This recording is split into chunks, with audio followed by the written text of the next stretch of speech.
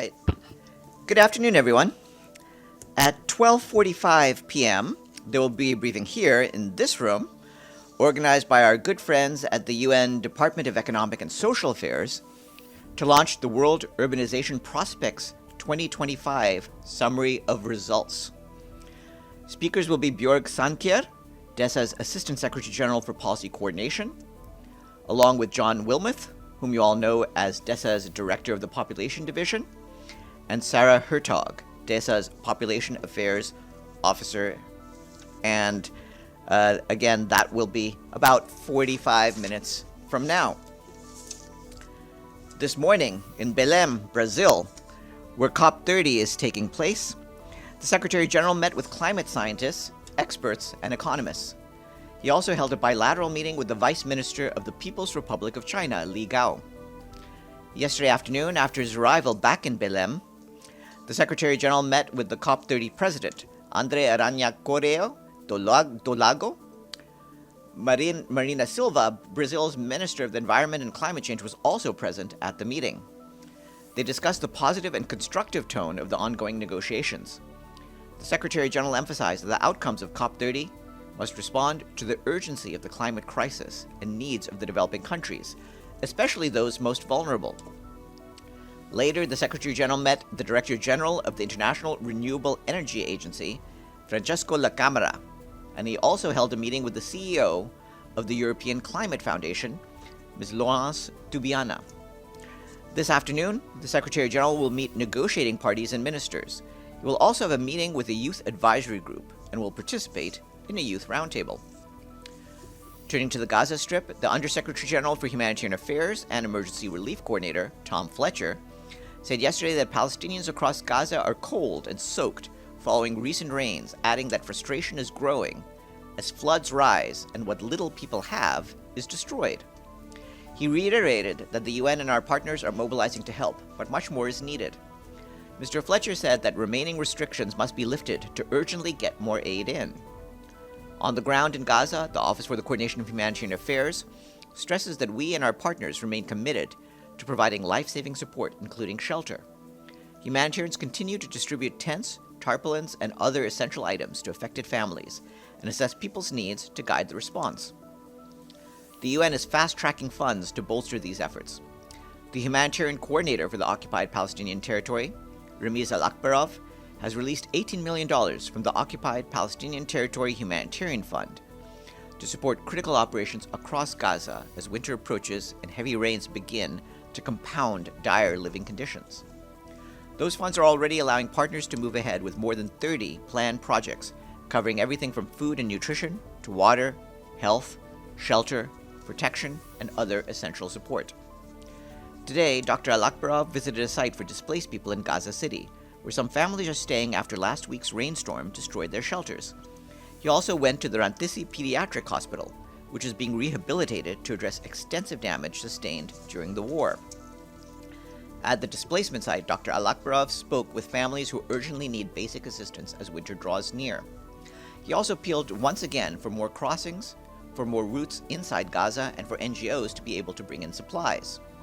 Our partners report that as of Sunday, the number of operational health service points in Gaza rose to 219, compared with fewer than 200 in October. The 22 new service points include 12 primary healthcare centers, 6 medical points, and 4 hospitals in the northern governorates. As you know, the catch-up vaccination campaign launched on the 9th of November is ongoing, with more than 7,000 children under the age of 3 already vaccinated during the first 5 days of that effort. Meanwhile, our partners providing food assistance report that on Saturday, more than 1.3 million meals were distributed by more than 24 partners through 195 kitchens. That includes over 180,000 meals distributed in northern Gaza and about 1.2 million in the Deir al-Bala and Khan Yunis governorates. The UN and our partners also continue to provide general food assistance, reaching more than 64,000 households. That's about 320,000 people as of Saturday. And we were asked yesterday about the adoption of the resolution on Gaza by the Security Council, and we said that it is an important step in the consolidation of the ceasefire, which the Secretary General encourages all parties to abide by. It is essential now to translate the diplomatic momentum into concrete and urgently needed steps on the ground.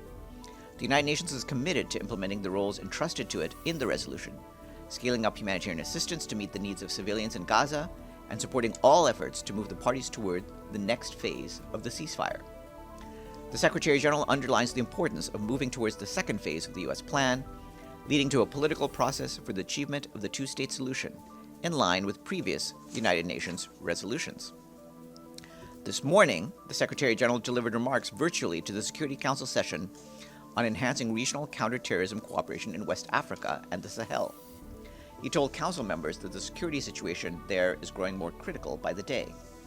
Established groups are expanding their reach. Several coastal states are under threat, and we face the risk of a disastrous domino effect across the entire region. According to the Global Terrorism Index, the Secretary General said, 5 of the 10 countries most affected by terrorism are in the Sahel.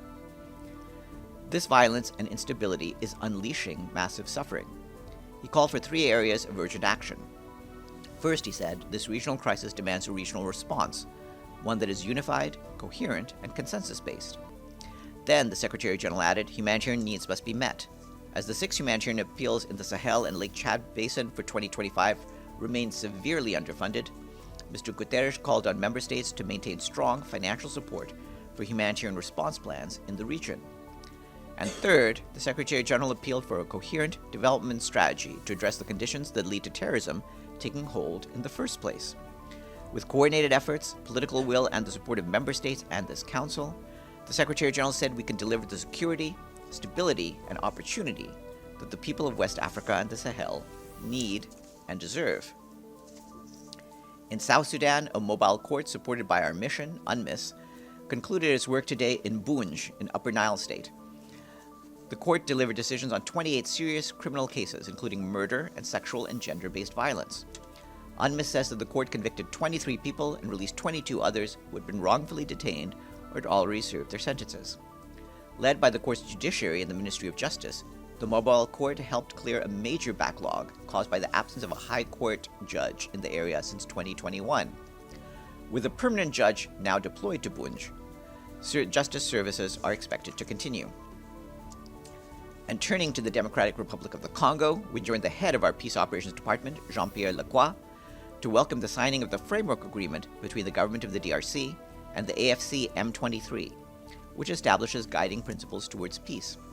We also express our appreciation for the support of regional and international partners, in particular Qatar, the United States, the African Union, and Togo. We encourage the parties to continue negotiations in good faith to translate these commitments into concrete progress on the ground.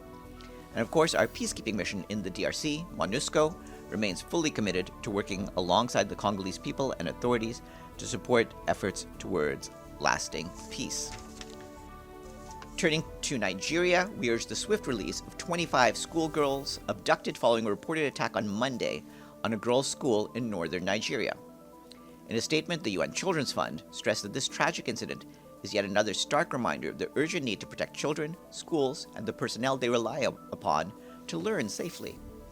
UNICEF underscored that it continues to work with government partners, civil society, and communities to strengthen child protection systems and promote safe, inclusive learning environments across Nigeria.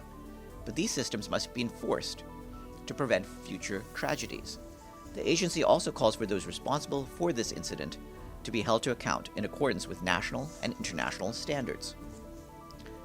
From Haiti, the Office for the Coordination of Humanitarian Affairs tells us that people are fleeing their homes in the commune of Dabar, in the metropolitan area of Port-au-Prince, following armed attacks last week. According to the International Organization for Migration, attacks on November 13th and 14th forced more than 600 people from their homes. Most remain in Dabar, hosted by local families. These incidents come as the security situation in the capital continues to deteriorate. Attacks in the residential areas of Thomasine and Fermat, previously considered relatively safe, drove more than 1,800 people to seek safety elsewhere. By the end of October, the number of people displaced by violence had reached 1.4 million, the highest level recorded in the country, and up by more than a third from last year. With insecurity rising, we urge all parties to protect civilians and ensure safe, rapid, unhindered humanitarian access to every community in need. The The World Food Program warned today of a deepening global hunger crisis, with 318 million people expected to face crisis-level hunger or worse next year. This is more than double the number in 2019. Despite rising needs, falling humanitarian funding means the WFP can assist only about one-third of those requiring support. In 2026, the agency aims to reach 110 million people at the cost of $13 billion, but anticipates receiving barely half that amount. WFP is urging the international community to invest in proven solutions to stop the spread of hunger and get back on track in 2026 towards a world with zero hunger. Today is the World Day for the Prevention of and Healing from Child Sexual Exploitation, Abuse, and Violence. Children, especially girls, face heightened risks offline, online, and in unarmed conflicts. These violations are grave human rights abuses with lasting impacts on health and development. Today also marks the start of World Antimicrobial Resistance Week, which raises awareness of antimicrobial resistance and promotes global action against drug-resistant pathogens. This year's theme is Act Now, Protect Our Present, Secure Our Future. That's it for me. Are there any questions? Yes, Edie. Two questions, Farhan. First, is the Secretary General planning any calls or meetings to talk about specifics in implementing the Gaza resolution adopted yesterday by the Security Council? Well, there's no specific calls to highlight, but the Secretary General is going to continue to be in touch with world leaders, both by phone and in person. He'll have some travels that we'll announce in the next days. So while he's meeting with different leaders, he will be talking about the steps forward in the Gaza peace process, among the other topics he has of concern. And secondly, does the Secretary General have any comment on a report issued today by Physicians for Human Rights saying that at least 94 Palestinians died in Israeli prisons in the last 2 years? We have been clear about our concerns about Palestinian detainees and the need to protect their basic rights and their dignity. And this report is another example of the need to make sure that the conditions of all detainees are upheld. Deji. A follow-up on Edie's question on yesterday's resolution. In that resolution, if I read it through thoroughly enough, there is only one part that mentioned the United Nations, which is the humanitarian operations. What does the Secretary General think the UN can do more than the humanitarian operations? Well, as I said at the start of this briefing, we're committed to implementing the role that has been entrusted to the UN in the resolution. That includes scaling up humanitarian assistance to meet the needs of civilians in Gaza, and supporting all efforts to move the parties towards the next phase of the ceasefire. So there will be a board of peace in that resolution. Has UN contacted with anybody to discuss whether UN representatives should be on that board?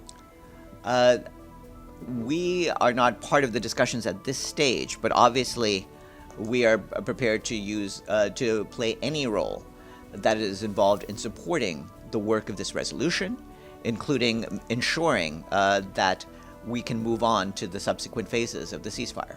The Russian representative yesterday told us he believes this resolution actually put the UN aside. So what he said is that he believes this kind of mechanism will be lack of monitoring from the UN or the Security Council. What do you think of the resolution and the role that played by the UN in this resolution is inadequate? First of all, obviously, the very fact that the Security Council approved the resolution underscores that this is a resolution that the Council members themselves support, and that this is something that the sponsors of the resolution wanted the Security Council to play a role in. And we'll see as it proceeds the role that the Security Council and the United Nations as a whole have to play. Yes, please. Thank you, Farhan. Follow up on Edith and Deji's question. The resolution 2803 stipulated forming an ISF, International Stabilization Force, through voluntary contributions. My question is, at the end, when these force is on the ground, is it going to be under the blue helmet leadership, command, or how it's going to work UN vis-a-vis the I would suggest you look carefully at the text of the resolution. It doesn't mention a United Nations peacekeeping force in it. Gabriel?